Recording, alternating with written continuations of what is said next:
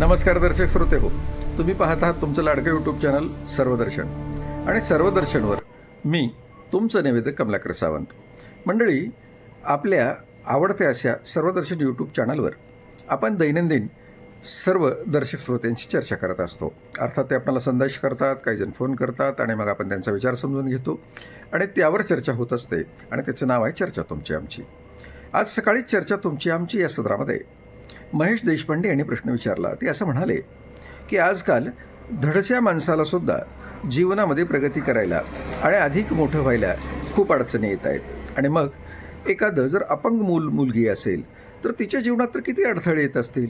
मला सांगा की असं कुणीतरी जे दिव्यांग आहे आणि ते खऱ्या अर्थानं सगळ्यात मोठं काम करत आहे. अगदी खूप छान तुम्ही मस्त प्रश्न विचारलेला आहे महेश देशपांडे सर. तुम्ही म्हणता त्या पद्धतीनं समाजात सर्वसामान्य माणसाला यशस्वी होण्यासाठी खूप मोठी स्पर्धा असली तरी जे स्वतःला सिद्ध करतात त्यांना अजूनही जग सलाम करतं. अशीच एक गोष्ट मी तुम्हाला सांगणार आहे. अर्थात पायल नागा या एका छोट्या मुलीबद्दल आज आपण माहिती घेऊया. पायल नागा ही मूळची महाराष्ट्र राज्यातील चंद्रपूर जिल्ह्याची मुलगी आहे. चंद्रपूरसारख्या नक्षलग्रस्त आणि दुर्गम भागातून येऊन तिने क्रीडा क्षेत्रात घेतलेली भरारी अत्यंत कौतुकास्पद आहे. तिचे कुटुंब मध्यमवर्गीय असून तिच्या प्रगतीत तिच्या पालकाचा मोठा वाटा आहे. पायलचे बालपण चंद्रपूरमध्येच गेले. लहानपणापासूनच तिला खेळाची आवड होती. शाळेत असतानाच एकंदरीत तिची एकाग्रता आणि चपळता पाहून शिक्षकांनी तिला तिरंदाजीकडे वळवण्याचे ठरवले. ग्रामीण भागात शिक्षकांनी तिला तिरंदाजीकडे वळवित असतानाच सोयीसुविधांची कमतरता हे ओळखूनही काही प्रमाणात तिला साधन सहाय्य करण्याचा प्रयत्न केला आणि तिने ते सराव कायम चालू ठेवला. पायलचा इथपर्यंतचा प्रवास सोपा नव्हता. तिच्या पायरीचे काही महत्त्वाचे टप्पे कठोर सराव तिने केलेला आहे. दिवसातील 6 ते 8 तास ती मैदानावर सरावात घालवत होती. तिरंदाजीमध्ये लागणारी शारीरिक स्थिरता आणि मानसिक एकाग्रता मिळवण्यासाठी तिला योगासने आणि व्यायामावर भर द्यावा लागला. पुढे तिने अमरावती येथील क्रीडा प्रबोधिनी आणि नंतर इतर नामांकित केंद्रावर व्यावसायिक अभ्यासक्रम पूर्ण केले. विशेषतः रिकर्व्ह प्रकारात अचूक वेध घेण्यासाठी तिने तांत्रिक बारकाव्यावर काम केले. तिरंदाजी हा संयमाचा खेळ आहे. बाण सुटण्यापूर्वी काही सेकंदाची एकाग्रता साधण्यासाठी तिने सराव केला आणि ती मोठ्या स्पर्धामध्ये दडपणाखाली चांगली कमी करू शकते हेही तिने सिद्ध केलं. एकंदरीत जर विचार केला तर प्रशिक्षणाचा विचार केला तर अमरावती येथे क्रीडा प्रबोधिनीनं तिला सहाय्य केलेलं आहे.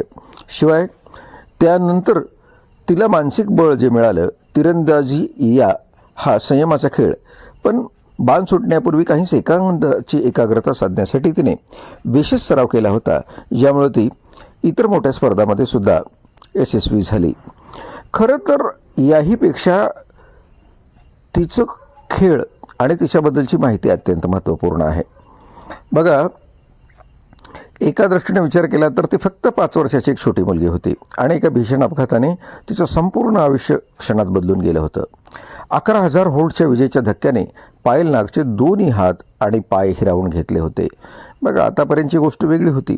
आता आपण प्रत्यक्ष ती 5 वर्षाची असताना तिच्याबद्दल काय घडलं हे आपण सांगतो. 11,000 व्होल्टच्या विजेच्या धक्क्याने जर पायल नागचे दोन्ही हात आणि दोन्ही पाय गेले असतील आणि त्यानंतर तिने एवढं कठोर परिश्रम केला असेल तर निश्चितपणे तो वाखाणण्यासारखा आहे. घरची परिस्थिती खूप चांगली नव्हती. तिला शेवटीला तर अनाथालयात ठेवावं लागलं. इतक्या लहान वयात इतका एकाकीपणा, पण पायल हरली नाही. तिने तोंडाने चित्र काढायला शिकली. हळूहळू स्वतःला सावरलं आणि आयुष्याला पुन्हा एकदा नव्याने सामोरे गेली. आणि एक दिवस तिने तिरंदाजी पाहिली आणि पहिल्यांदाच तिने स्वतःसाठी एक स्वप्न पाहिलं. हातपाय नसलेल्या या मुलीने धनुष्य उचलण्याचं स्वप्न पाहायला सुरुवात केली आणि त्याच स्वप्नाने तिला आयुष्यात नवी दिशा दिली. आज तीच पायल अवघ्या 18व्या वर्षी बँकॉकमध्ये झालेल्या वर्ल्ड आर्चरी पॅरा सिरीजमध्ये सुवर्णपदक जिंकते आणि जगातील क्रमांक 1 खेळाडूला हरवते. हे काही सोपं नाही. हा फक्त एक विजय नाही, ही त्या अदम्य मनाची कहाणी आहे ज्याने कधी हार मानायला शिकलंच नाही. आर्चरी पॅरा सिरीजमध्ये सुवर्ण पदक जिंकणारी जगातील 1 क्रमांकाची खेळाडू म्हणजे खऱ्या अर्थानं परिस्थितीने नाही तर तिच्या जिद्दीनं आज सगळेजण तिला ओळखतात. मंडळी, आता लक्षात घ्या की पायल नाग ही एक उदयोन्मुख भारतीय तिरंदाज असून तिने आपल्या खेळाच्या जोरावर क्रीडा क्षेत्रात स्वतःची ओळख निर्माण केलेली आहे. तिच्याबद्दलची महत्त्वाची माहिती पुढं आहे. पायल ही प्रामुख्याने महाराष्ट्र राज्याचे प्रतिनिधित्व करणारी खेळाडू आहे. ग्रामीण भागात येऊन तिने तिरंदाजीसारख्या आव्हानात्मक खेळात राष्ट्रीय स्तरावर यश मिळवलं आहे. प्रमुख कामगिरीचा जर विचार केला तर पायलने विविध राष्ट्रीय, शालेय आणि कनिष्ठ स्तरावरील तिरंदाजी स्पर्धांमध्ये सुवर्ण आणि रौप्य पदके पटकावली आहेत. अचूकतेचा विचार केला तर ती विशेषतः रिकर्व प्रकारात आपली कौशल्य सादर करते. खेलो इंडियासारख्या प्रतिष्ठित व्यासपीठावर तिने आपल्या राज्याचे प्रतिनिधित्व करत चमकदार कामगिरी केलेली आहे. मंडळी, ही गोष्ट याच ठिकाणी संपते. आता लक्षात घेण्यासारखी बाब आहे की जर पायलची कथा अनेक तरुण खेळाडूसाठी खऱ्या अर्थानं प्रेरणादायी आहे का? तर निश्चित आहे.